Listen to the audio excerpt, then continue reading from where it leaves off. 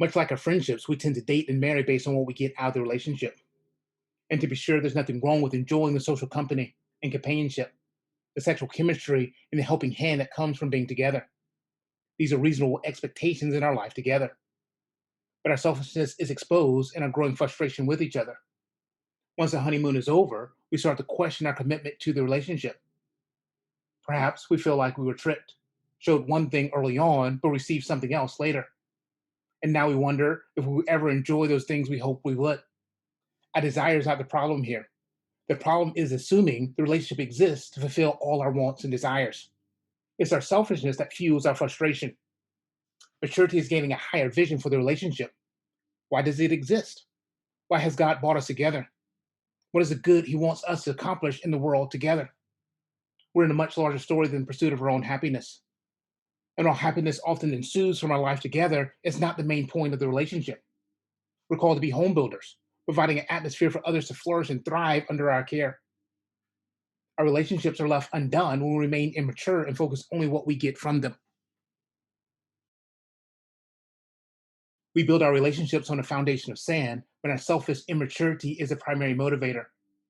Things might look good on the outside, and we might even enjoy several years of fun and excitement together. But we're more consumers than builders. And when life gets hard, the relationship starts to crumble and lacks a strong foundation to withstand the storms of life. Sometimes this is dramatic, such as with affairs and messy divorces, but many times it's simply slowly drifting apart and dying inside. If we stay together, we live parallel lives with little engagement. And this leaves us with remnants of a relationship left in ruins. We started building but didn't finish, and now things are left undone. Typically in dating, this would lead to a breakup, but sometimes we continue dating just to maintain the status quo, not moving toward marriage nor releasing each other to pursue a different path. This is the on again, off again relationships. We sense there's potential, but don't have a vision or don't know how to move things forward. In marriage, this might be constant fighting and bickering, each demanding their own way, or indifference as both agree to essentially live as roommates, perhaps co parenting and maintaining general needs and logistics of the house, but no connection and intimacy as husband and wife. And with kids, this might look like being demanding and trying to live vicariously through them.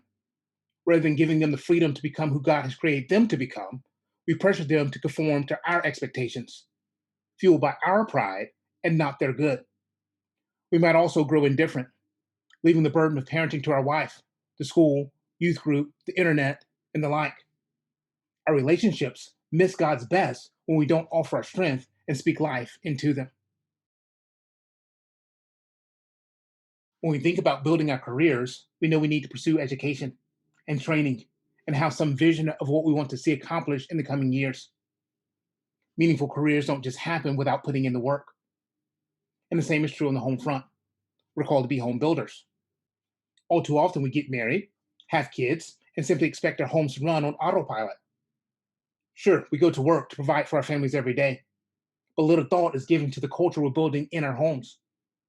And without taking away from the safe haven and private retreat of our home, it still has its own purpose and potential to fulfill.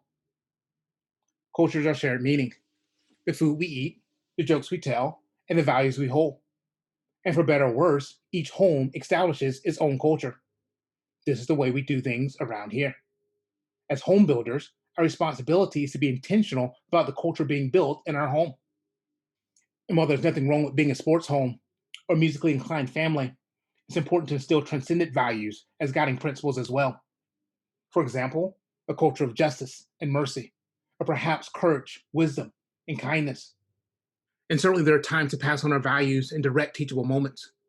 For example, we might establish a dad class of sorts, in which we intentionally instruct on matters of life and faith, theology and philosophy, social issues, character development, and the like. And as more is caught than taught, it's important for these values to also be embedded in our day to day lives, in the entertainment we consume, in the art we display in our homes, how we interpret current events, and even how we hold ourselves accountable with each other, a healthy peer pressure. To build our homes, we must name the values of the culture we want to establish and regularly use our strength to move our family in this direction. To be sure, we start to lay this foundation even in dating. When we're intentional in our dating about the nature and direction of our relationship, this sets us up well for our future marriage and family. As home builders, we have three primary roles to fulfill within the home. We are to preside, provide, and protect. To reside is to bring order and direction to the home. We are the cornerstone that sets the culture, tone, and purpose of the home. As we mentioned earlier, this would include naming and providing regular instruction and guidance on important life principles. In a world of darkness and chaos, we preside over our families by shining light on the path of goodness and truth. Walk this way. On a practical level, this might include taking the lead and setting regular rhythms for family time, providing the needed discipline for unruly children, and resolving any number of conflicts in order to restore the peace within the home.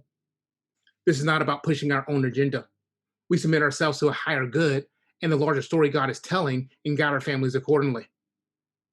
And this requires us to regularly ponder why our family exists in the first place. Why has God brought together these unique individuals to share a home together? While we provide a lot of support and encouragement to each other, our mission is not just about us. We're part of a larger story and we have a role in advancing God's kingdom. We preside over our home in part by reminding them of this larger purpose, helping each member to find their place in the story and faithfully guiding everyone toward this end. Provide. We often think of providing in financial terms, and certainly includes earning a living to support the needs of our family. But it's not limited to this. We're tasked with bringing more life into the home. This might start simply with our physical presence and words of affirmation. Our touch and words have the power to bless our family and deeply validate that they're loved, valued, and worthy of belonging. And this also includes ensuring the needs of each family member is considered and adequately cared for. For instance, does our wife have the freedom, energy, and resources to cultivate the friendship she needs? Of course, she has her part to play, but it's our responsibility to provide what she needs to thrive. And even if she never follows through with it, did we give her what she needs? Likewise, are we giving our kids what they need? Are we creating the space for a more introverted child to have regular times of solitude? Opportunities for our athlete to grow, train, and excel in his capabilities. Books, articles, and experiences for our scholar to dive deep into his topics of interest. Whatever it looks like, we have the responsibility to give them what they need in order to thrive. This is not giving them everything they want. In fact, the gift of no is often one of the best gifts we can give them. Life has limits, and it's good to learn some of these boundaries early. At the same time, we must be intentional about learning the heart needs of each family member in order to help them grow into God's best. Protect. Certainly, protection includes securing our physical home, our castle, providing a safe place for our family to rest and let their guards down. And by whatever means necessary, we have the responsibility to stop any physical threat set against our family or one of its members. We're not out picking a fight, but we will not tolerate our family being taken advantage of either. But like our duty to provide, our duty to protect also goes beyond the physical realm. Elders in God's church are instructed to feed and shepherd God's people, to provide them with what they need and protect them from the wolves who would destroy them, the false teachers distorting truth. And this is also our responsibility to the individuals in our home. Yes, to provide them with what is needed and also to protect them from anything or anyone who would distort God's truth. This means monitoring who speaks into their lives and influencing their thoughts and hearts. Everything from news and entertainment sources to school curriculums and friendships. We must be ever diligent to stand against the wolf in sheep clothes. Things that appear harmless on the surface, but in the end bring harm and destruction. These roles overlap, and part of protection is providing the resources and training to navigate a dangerous world. Protecting is not simply sheltering them from all the bad things in the world. This is actually a disservice to them, as they're not prepared to handle the onslaught once they get out and are often quickly taken out. Protection includes training them to know the difference between good and evil, and learning how to courageously stand for what is true. Under our protection, we provide opportunities for them to wrestle with tough issues and strengthen their moral muscles. As mature men, we're not mere consumers of our relationships. We have the responsibility to be home builders, creating an atmosphere for others to flourish and move toward God's best.